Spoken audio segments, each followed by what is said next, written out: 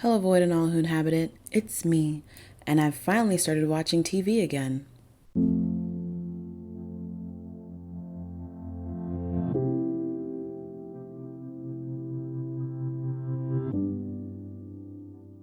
Last year, I posted a video about degrading images perpetrated by Black female characters and the narrow framework that dictates Black women who aren't seen as protectable should not be treated with kindness.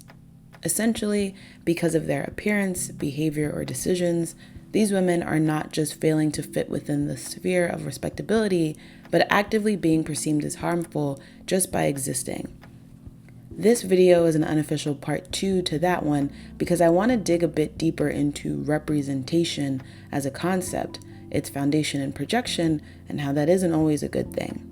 Also in this discussion, I want to pull from Nina Cartier's essay on Black women in media as future text.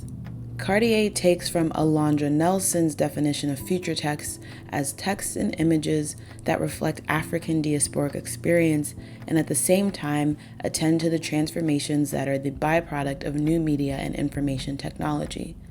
Future texts excavate and create original narratives of identity, technology, and the future, and represent new directions in the study of African diasporic culture that are grounded in the histories of Black communities, rather than seeking to sever all connections to them. Nelson's definition is in reference to Afrofuturist text specifically, but Cartier then uses it as a method to analyze on-screen depictions in a myriad of genres. Cartier writes that the future text as a strategy attempts to expand what constitutes Black female representation on screen by accepting Blackness as a spectrum. Cartier's process is a push away from believing that respectability politics or sexless depictions are the only ways that Black women can challenge our racist, patriarchal media culture. In her essay, Cartier examines how Nicki Minaj, Olivia Pope, and Madea embody multiple time spaces and problematize what it means to be Black and female now, specifically with regards to the Jezebel and Sapphire stereotype.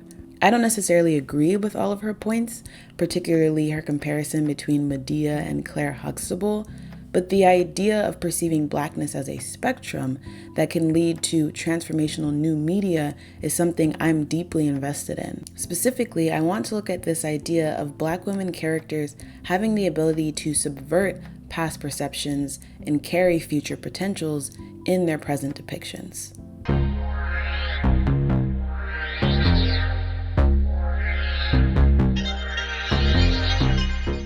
When someone says they want representation, what does that mean?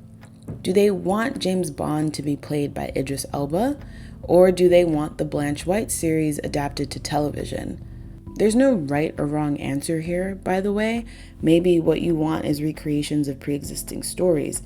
I don't think that's bad, but I do think that there are so many other narratives and ways of existing and characters that can be explored beyond race-bent cultural icons or narratives. Moreover, I ask this to point out the difference in representation that is mostly visual and representation that takes into account identity. Representation that is mostly visual is super appealing and often the extent of what we get because it's easy. However, ironically enough, there is also an immense pressure for perfection in these super shallow depictions. If a character is going to be the only or the first, they must be flawless. They must achieve all expectations set by all people. They become a spokesperson or a figurehead, whether or not that was the intention when they were created. We can see this outside fictional media too, with the way we interact with celebrities. We elevate these people to the stratosphere, and the smallest misstep means a meteoric humbling, or at least we believe it should, especially if said misstep falls towards validating a stereotype or presenting an image that can be connected back to historically bad interpretations. The person is seen as a failure because they are making us all look bad or not doing what they are supposed to do. In this, the burden of past perceptions is particularly weighty. These people should know better, and because they acted anyway, they should be culturally exiled. This type of reaction is fueled by the fear folks have about repeated patterns, and in ways that's valid, but simultaneously, it can be stifling to want people that only directly respond to pre-existing notions and only in a very specific way. As a result, these people cannot waver from an extremely narrow path of pre-approved behavior. Said path is contradictory and at times unflattering and contains behaviors and viewpoints the person may not agree with, but they have to, because otherwise they're being a bad representative. And the only thing worse than no representation is bad representation, right?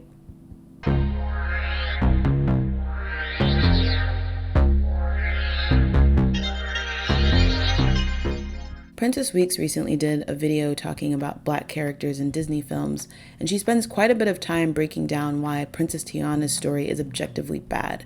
She also talks about Soul, but I haven't watched Soul, so I'm focusing on Tiana for this video. Anyway, just looking at the major plot points, irrespective of content, The Princess and the Frog is not a strong story. However, Princess talks about the tendency for people to defend this story and this character, despite the fact that neither is very well written, because viewers, herself included, were getting to see themselves in a place they hadn't before. It's a really dope video. I highly suggest you watch it. But from Princess's analysis, I had the grand reflection that pandering continues to happen simply because it continues to work. Time and time again, production companies or networks come out and say, we're making this character that ethnicity, or we're setting this story in this location. We aren't actually going to make any of this matter, though. We're just making the first gay character for the 17th time because it's June, and that's what you do. And every time it happens, people eat it up. Which, there is a huge benefit to getting to see someone who represents one or several of your identity markers, getting to do and say different things. I don't want to negate that or suggest that representation is a crock of shit. The potential for these narratives to serve as a proxy for the viewer to say, I'm so happy to get to see someone like me as fill in the blank, can be extremely powerful. But it can also be the only thing that is cared about, to the point at which having discussions about the shallow and obvious pandering of haphazard diversity moves becomes difficult. Particularly with something like Disney movies, you'll be met with the pushback that it's not that deep, calm down. I think there's a separate conversation to be had about how we as adults interact with children's media and what that media is meant to do, and how people can often forget who the intended audience is. But the response of "you are doing too much" is a familiar dismissive refrain. Two things can be true. People can be hype about the representation in a movie showcasing generational trauma in a Colombian family, and people, some of the very same people, in fact, can be critical about the way said film glosses over a myriad of things, including the root of said trauma. Perhaps a better example to avoid the "it's a children's movie, relax" reaction would be Queen Charlotte from Bridgerton, at least the first season. There was so much intrigue and interest in Queen Charlotte not only being played by a Black actress, but also the real queen having Black ancestry. Let some people tell it, the image alone of a Black woman as queen was empowering, profound, moving, choose your own adjective. The scene in which Lady Danbury talks very vaguely about the changes made because of the acceptance of Queen Charlotte directly played into that idea as well. What I think is detrimental about a character like Queen Charlotte or a story like Tiana's is that they don't really have any substance, but because they exist, we're supposed to be excited.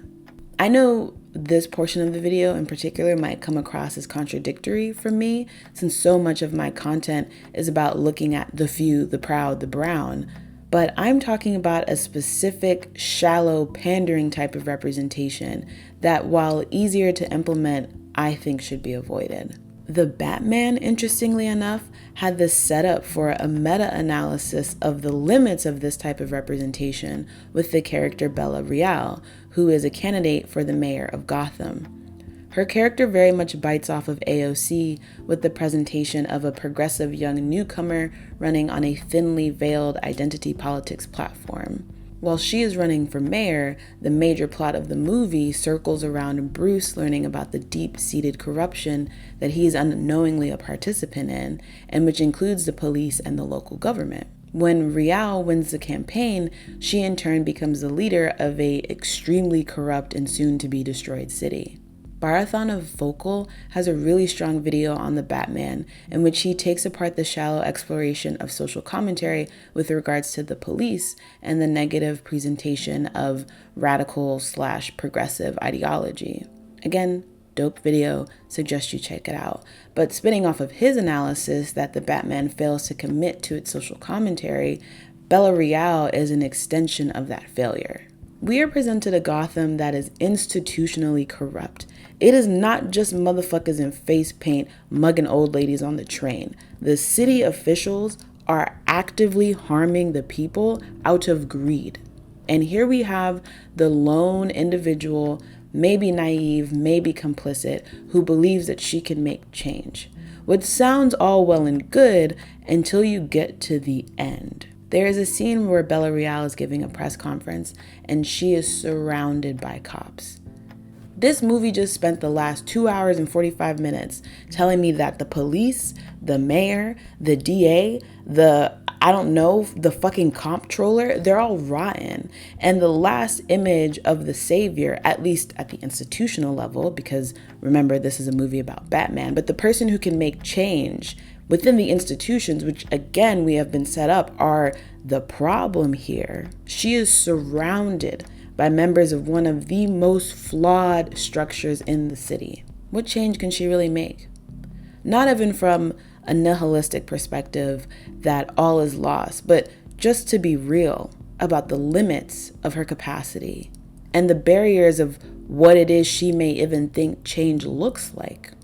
The idea that someone like a Bella Real will come in and via identity politics alone be able to alter deeply flawed institutions is shallow, flat, and highly unlikely. It's giving very much Black women will save us all with little to no critical thought about what exactly needs to change for restoration, revolution, reconstruction, let alone salvation to even begin. If the Batman truly had committed to making consistent and impactful social commentary with the messaging in the film, they could have explored that, but they didn't, and instead fell back to a reaction that is very familiar from real life. We can see that every time a Black person is the first or one of the few to end up in a position of political power, there is an outpour of unadulterated joy that makes questioning or examining the benefit of this new position difficult. Critique is seen as pissing on people's parades, but it's worth questioning what is truly the benefit of having a lone representative in a precarious position. To scale it back down to media, if a character like Bella Real or Queen Charlotte gets to exist as a Black woman in power, but her story is still shallow and flat and a tool for somebody else's plot, what really is gained? What agency or interest does she actually have? If she's existing in a position where she is an active participant in a harmful institution, what exactly are we supposed to be excited about? People love a mayor, a head of a department, or a queen with little to no backstory or goals. There's so much emphasis on just being happy that there is someone in the role. But I also think there's a preference for shallow Black female characters, the same reason that main characters in video games are so plain. It makes it easier for this character to serve as a proxy for the viewer or the player. Bella Real and Queen Charlotte as a character are templates on which the viewer can imagine any number of things because we're given so little about her. But what is drastically different about them versus the main character of a video game is that Bella Real and Queen Charlotte are auxiliary tools for somebody else's narrative to continue. But they're side characters, right? That's what side characters do, serve as tools. And they're not amplifying negative past portrayals or dabbling in present murky depictions so their perception can be malleable. That's not bad, right? It shouldn't be. It wouldn't be if there was flexibility afforded to Black female characters to bend in different directions.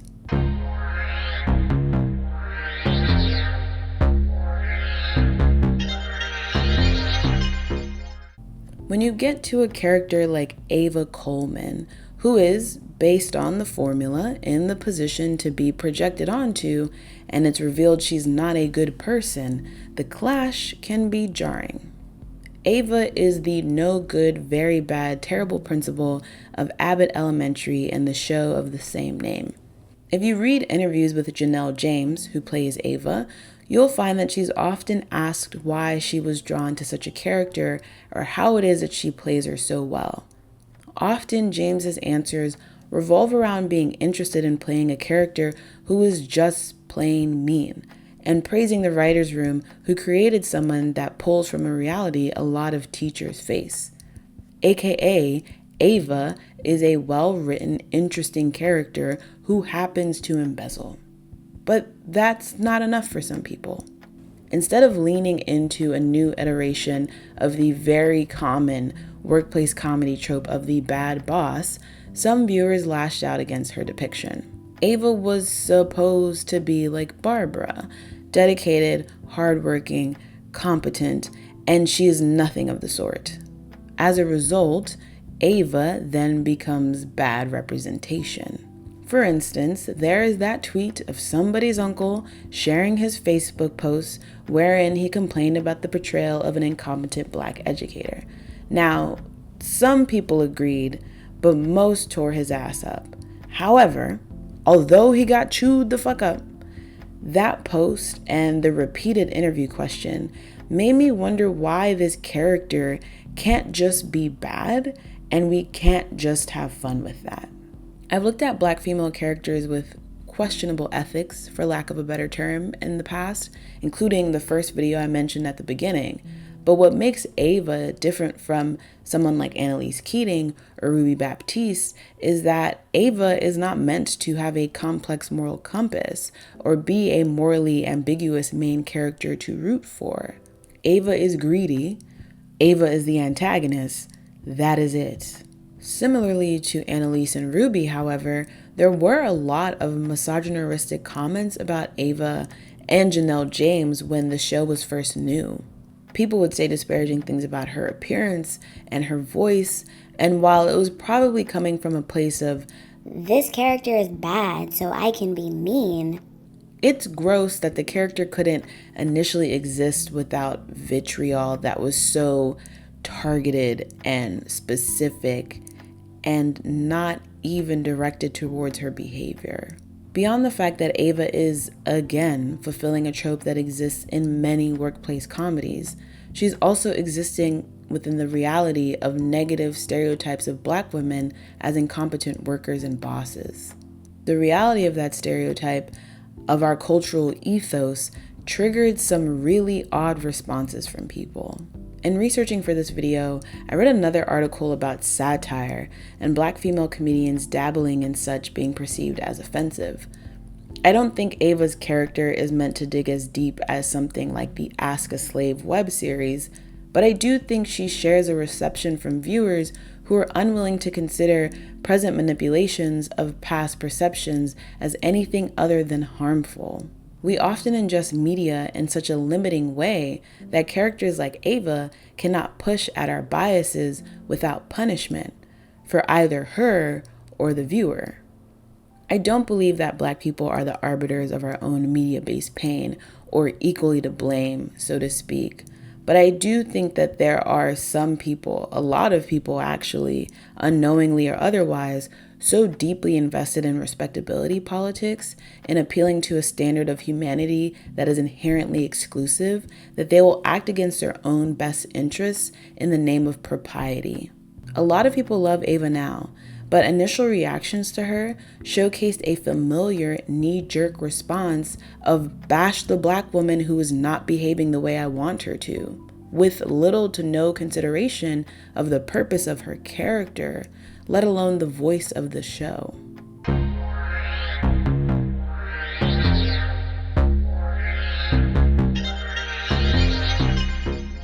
Cartier ends her essay with noting her fatigue at wondering why roles have to become ubiquitous for a wider spectrum of Black female characters to even occur in the first place. She asks, when can we lift the burden of representation, as it were, so that we can ask different questions of the Black female roles we do see, to move beyond hackneyed debates about whether any of their screen images are helping or hurting Black culture. While I too would like to move past the regularly scheduled reductive Twitter conversations, there's something to be said about the play school progressive understanding of Black representation that results in people so frequently reducing Black women to shells who either uplift or denigrate everything around them. Salvation by way of identity politics without critical thought does not allow Black women to be flawed or messy and still worthy of redemption or respect or rest, to be human without expectation of usefulness to somebody else. I think addressing that, the existence of that limit, how we uphold it, and how we can move past it, is a little more beneficial than investing in England's next top colonizer being 15 generations removed from one Black ancestor.